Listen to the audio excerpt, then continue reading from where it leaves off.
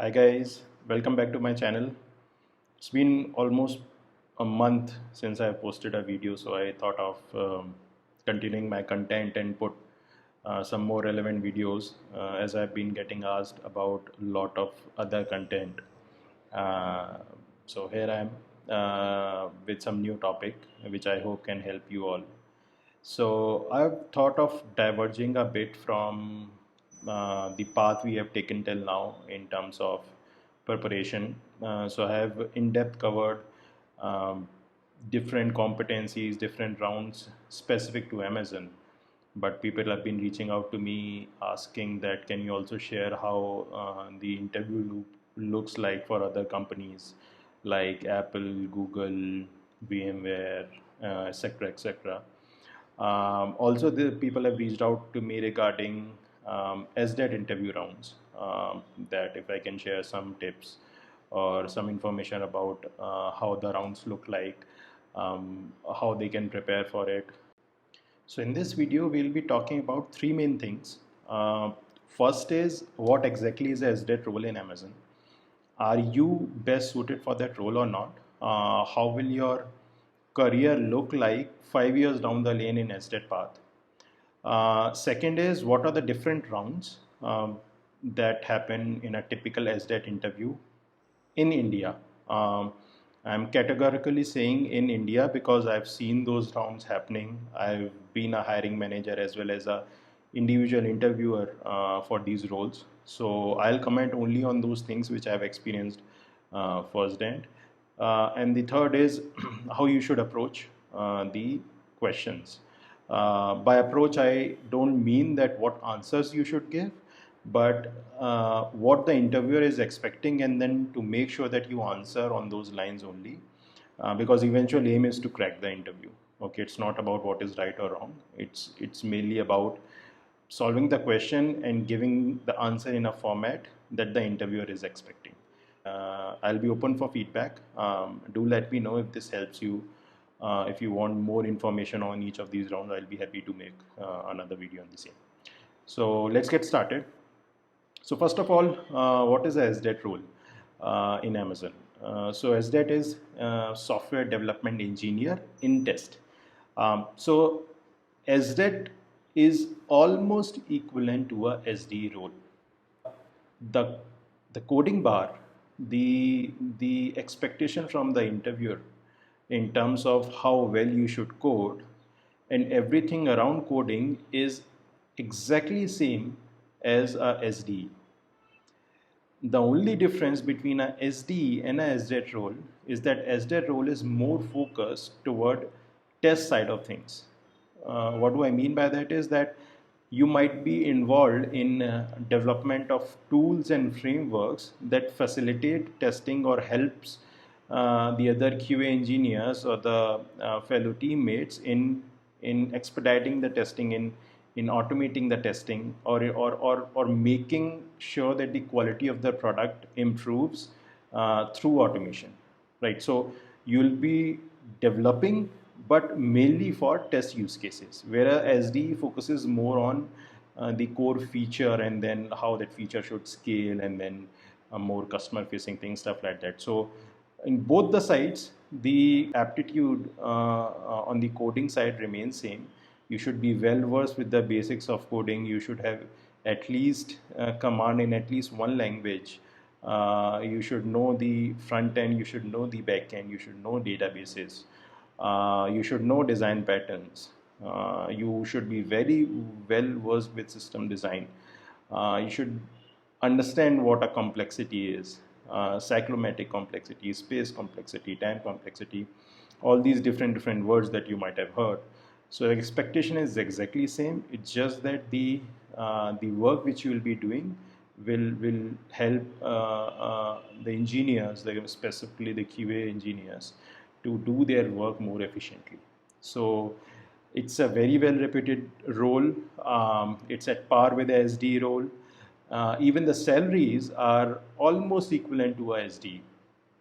Obviously, I don't know currently what's the range and all of that stuff for SDET role, but they are at par with the SD. So you are almost equivalent to a SD, but you are solving problems which are specific to a particular domain.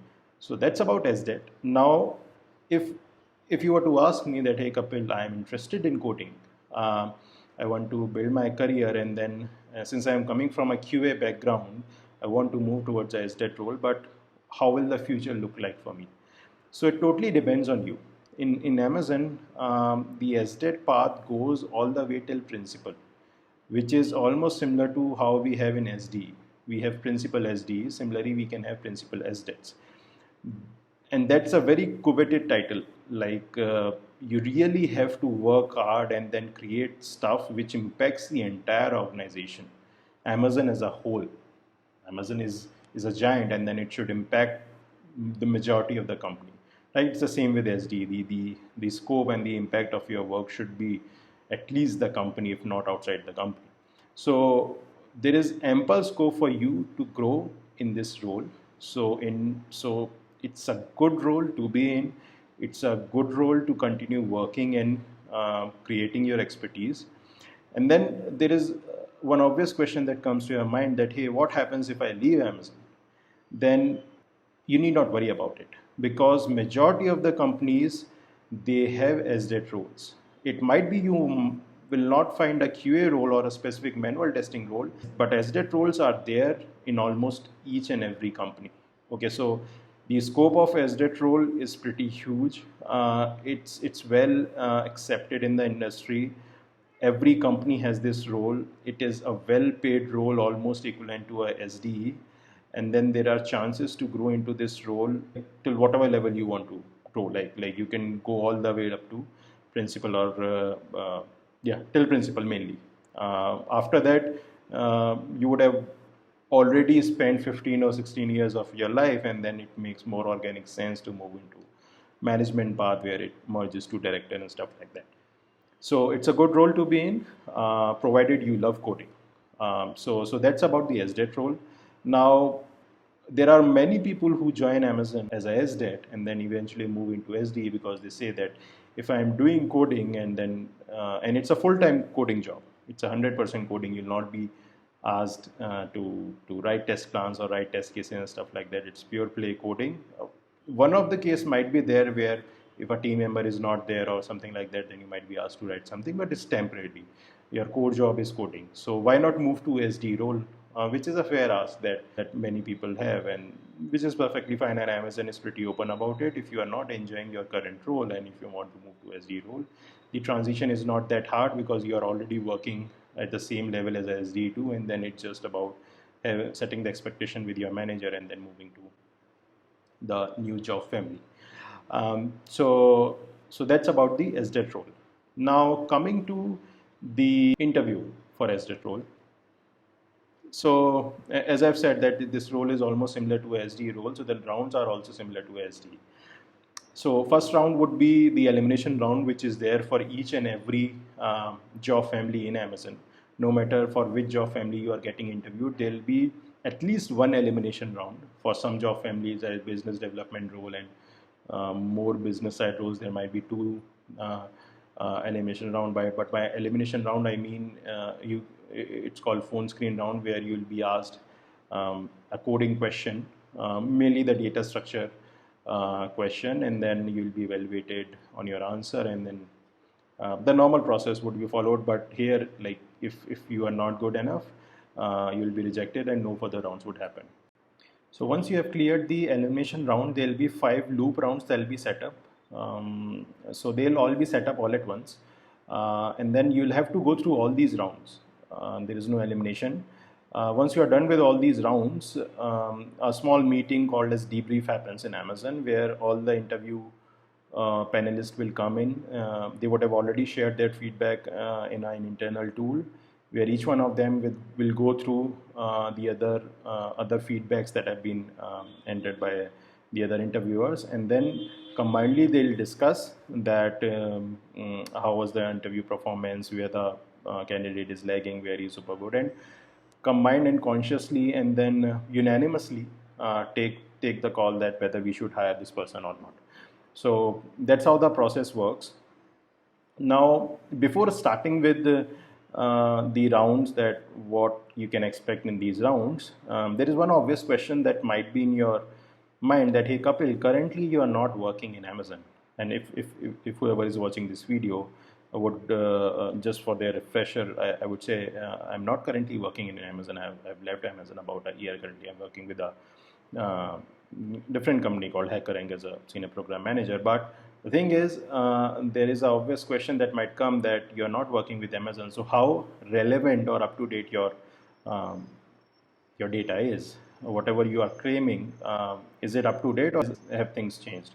So, so that's a very valid question. And to make sure that my content is relevant and up to date, I use the other website I have, which is called mockschool.com.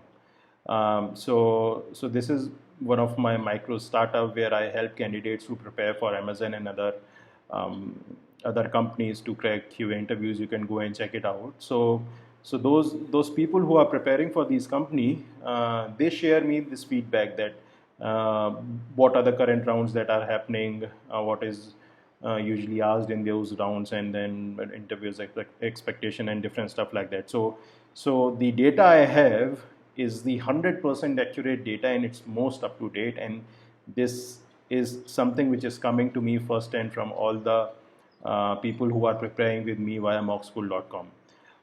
So just in case anyone wants to prepare personally with me for Amazon or any other company, specifically around QA interviews, feel free to check out mockschool.com. I have till now worked with 24 plus candidates, and then 23 out of 24 have cracked their respective companies, 19 in Amazon, one in Google, and one in some other companies. So feel free to check it out. But yeah, coming to the point, so the data which I'm sharing is relevant. It's the most up-to-date data, so you not worry about that, hey, what if it is not right. Having said that, things might still change because the number of loops sometimes depend from hiring manager to hiring manager. There might be, instead of 5 rounds, you might have 4 rounds. Okay, so the rounds might change by one, but the core questions or the competencies that are being evaluated would remain same. So now quickly jumping to what is being asked in these rounds. So out of these 5 rounds, 2 rounds, we'll first talk about those 2 rounds. One would be with hiring manager, and one would be a bar raiser round. So these 2 rounds are same across all the job families. Many of you would know there is a concept of bar raiser in Amazon, where that interviewer is a pretty experienced interviewer in terms of taking interviews and would have taken 1,000 odd interviews, and they'll be evaluating you on different leadership principles along with some of the core competencies of your work. So they might ask you some coding question along with certain leadership questions and stuff like that. But they are pretty good in judging the candidate, and that's why we call them bar raisers, because they would know that if you are coming in, then you are raising the bar of the company, or you are better than at least 50% of the people who are already there in the company. So one would be bar raiser. Another would be the hiring manager, the typical hiring manager interview, where they would evaluate you on the team fit, cultural fit, in your aspirations. Sometimes they will also evaluate you on certain business problems that are already there, and then how would you tackle it, and some kind of design or scaling question they might also ask. Right, so bit of technical, but majority on cultural, team fit, and leadership questions. What exactly asked in those rounds? It's better that you ask your recruiter, because they would best know that what leadership principles are being covered in that round, or is there something specific that is being covered. If there is no information with you, then you can consider this information as the source of truth, because most likely this is what is being asked in these 2 rounds. So that's about bar raiser and hiring manager round. Regarding the other 3 rounds, there'll be 2 coding rounds and one framework design or slash design round. And let me tell you one more thing. These 5 rounds, they'll not happen in certain order. Like based on interviewers availability, any round can happen at any time, right? It can be that the very first round is hiring manager round or a bar raiser round, or it could be the first rounds or coding round. So there is no fixed pattern or a fixed sequence for any of these rounds. They can happen at any time based on your and the interviewer's availability. Okay, so don't consider it the way I'm saying that, hey, maybe first round is this and second round is this. No, they all will happen, but what's the sequence? It's very dynamic. Both the coding rounds are almost same. You will be evaluated on data structures. That's for sure. But the expectation in both the rounds is that you write a production ready code. Now, it's not really easy to write a production ready code, and then they don't exactly expect that the code you have written we can directly deploy to production and should work without failure. But what they mean by production ready code is that it's highly optimized and you have thought about the complexities. So suppose if it's about trees, like maybe do a BFS, or it's about reversal or anything like that. There are multiple ways to solve any problem, right? If you go to Lead Code or any other online site from where you can prepare, you can find there are different approaches to different problems, right? So interviewer is not expecting you to give any fixed approach, but what they are expecting is that whatever approach you are giving, you are able to explain it in detail and then also able to tell that what's the problem in this approach. There might be one approach where the time complexity is less but the space complexity is high, whereas it's vice versa in another approach. So you need to be vocal and keep your interviewer in confidence the approach you are taking, why it is good, and what's the downside of that approach. Okay, so that they know that you are aware of it, and then if they have any follow-up question on that, they can ask. But let's make sure that they are aware that what you are doing and why you are doing. Okay, so in terms of what can be asked, anything can be asked from data structures. Make sure that you have brushed up all the basic data structures as well as trees, maps, and stuff like that. Now, if you would ask me, Kapil, can you give me some questions that I can prepare for? I would say go to Lead Code and see the questions there.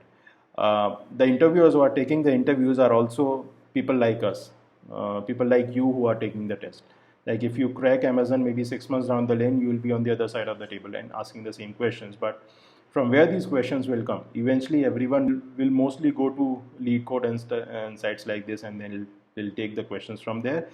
In terms of the approach to these coding rounds, I would suggest you follow the approach of first write the basic code and then optimize it. I've seen it happening multiple times where people think of writing the most optimized code from the starting, and they end up not finishing their code because you just have 1 hour. You are under pressure. You never know what kind of interviewer you might get. Interviewers sometimes are very strict. Sometimes they are a bit fussy. Sometimes they are not in best of their mood. Sometimes they have come late into the interview and they just have 45 minutes. So the ground reality can be very, very different. Okay, and that's where the smartness come into picture, right? If you go with the same attitude that I'll get a question, I'll start solving it, and then we'll see. No, be very mindful about the surroundings. Okay, try to gauge in what state your interviewer has come in. If the person has come late, or if you feel in the first 5 minutes that not in best of the moods, or you have got a very difficult interviewer, start with the most basic code and be vocal about it, that hey, I'm going to first write a basic code which will cover the happy case for this particular question which you have given, and then I'll try to optimize it, and along the way I'll also try to cover the different edge cases which I've missed in the very first iteration. So be vocal, otherwise interviewer might just think that, hey, what's the code you're writing and all of that sort, and they'll create certain preconceived notion in their head, and then it'll become difficult for you. So start with a brute force approach, or approach which is most basic one, and then keep optimizing it and keep talking to your interviewer. The more you talk to them, the more confident they feel, and then more involved they will be in your solution, right? So that's the key of approaching the any coding question, and keep them engaged, keep them informed, and start steady, small, and then optimize it. Right, wherever you feel you are stuck, don't be hesitant to ask for hint. I know that's not the best of the thing to do, but you're stuck somewhere, you're not able to think through, you're constantly being under pressure that, hey, how will I finish this thing? Then, and you just have 5-10 minutes left, then ask the interviewer, hey, can you help me in this? I'm just stuck here and I know I can finish this one, but I'm just not able to think through at this point of time. So they'll not take it against you, or they'll not consider it that, hey, oh my god, how come he has asked me for a hint. No, it will not be like that. The very matured and the best interviewers, they themselves come out and then they give a hint by themselves, because they know that no one is perfect, and then in pressure situation, everyone is bound to do some mistakes in between. So they would do that. But for the interviewers who are new or who have not done so many interviews, feel free to ask this. Okay. So yeah, own that 1 hour. Don't be afraid of making mistake. uh, Start with a basic solution and optimize it later, and that should be sufficient enough for you to at least set a platform and set an environment for yourself where you succeed. Then it will be just about giving the right solution. Coming to the framework design round, so this round will most likely be related to automation, where they might ask you that what are the different tools that you have developed in past, what are the different frameworks you have developed. If you have worked with Selenium, what's the framework you developed? Did you use page object model, or did you use any other design pattern? Have you used singleton? Have you used factory patterns um, in your previous work? So they would more likely fall back to the work which you have done in past, and then come up with a question which is relevant to your experience, and give you something around the design framework design. Their core expectation is that if you are given a problem to design a framework for the APIs, or framework for UI automation, or a framework for performance test, and if you have done that in past, that you should be able to do it now. And then during the course of the interview, they'll work with you, try to see that where you have made mistakes, can you do it better, can you optimize it, can you make it more modular. Instead of fetching data from Excel, can you use data providers, or how can you optimize on test ng side, or stuff like that. How would you better structure your test? How would you optimize it to be run in 1,000 machines? How would you optimize it? How would you optimize 10,000 test cases to be run within 1 hour? So they'll keep giving you different scenarios and push you to think that how you can improve your code.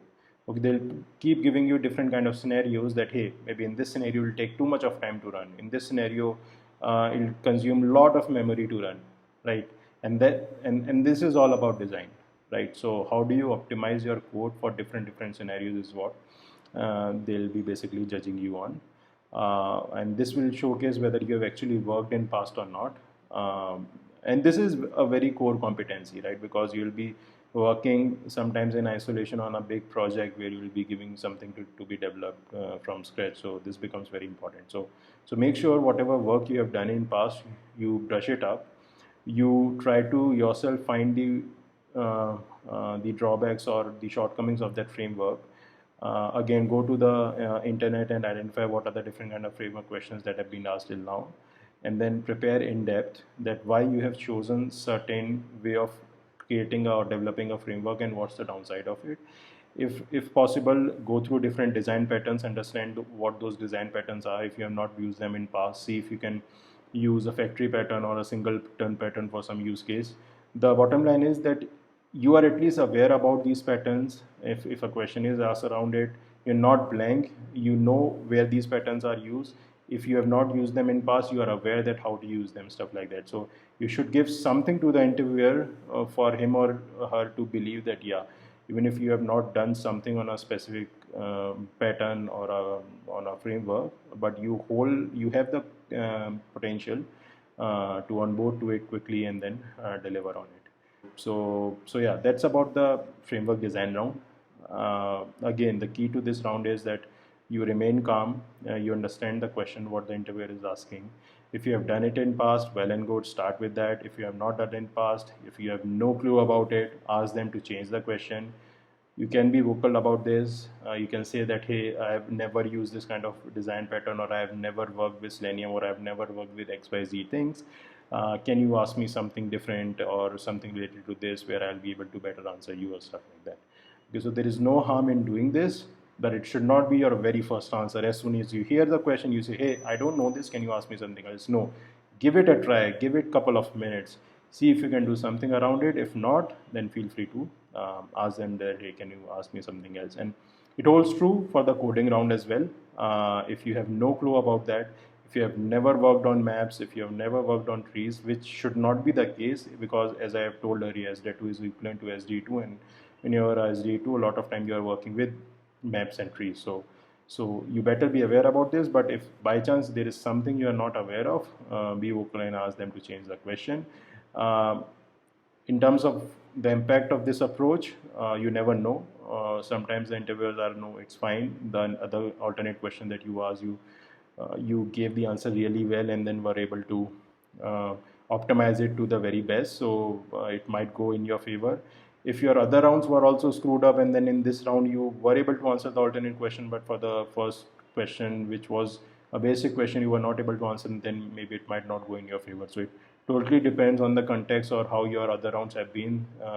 And those things will decide whether this thing will go in your favor or not, but will not do any extra harm. If you have screwed up other rounds, then most likely this will also be no different. But don't be afraid to ask alternate question if you have no clue about it. Okay, so yeah, that's pretty much about all the rounds that are asked. Two coding, one framework design, one bar raiser, and then one hiring manager.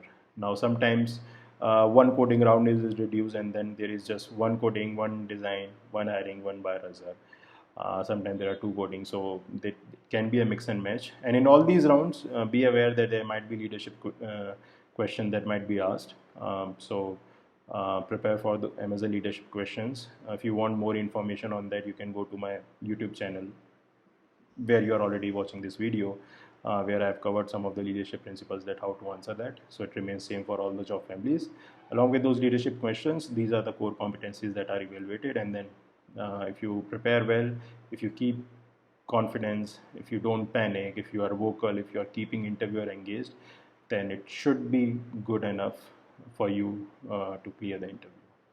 So that's all from my side. I hope that you enjoy this video. My upcoming videos would be around different companies, that how the SDET or QA rounds look there, how you should prepare. And again, all this data would be coming from the people who are preparing with me via mockschool.com. So please do check out that website, and I'll be really able to help you in cracking these companies, especially the QA interviews.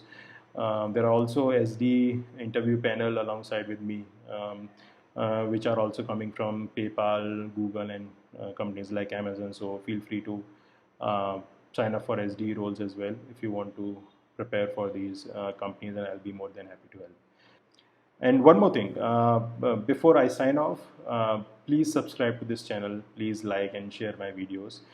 I've been sharing a lot of interesting content, and I know that this content will be very helpful to a lot of people, but somehow it's still not reached the amount of people that I would have expected it to reach. I don't know the reason, but one reason could be that you guys are not commenting on it. Okay, don't like it if you're not getting any value out of it, but if you are getting value out of it, then at least like it, so that through YouTube algorithm, at least it reaches to more audience, more people can benefit out of it. And if they can just watch these videos, I can make some difference in people's life who are trying to get through the QA round in Amazon or any other companies. So that's it, guys.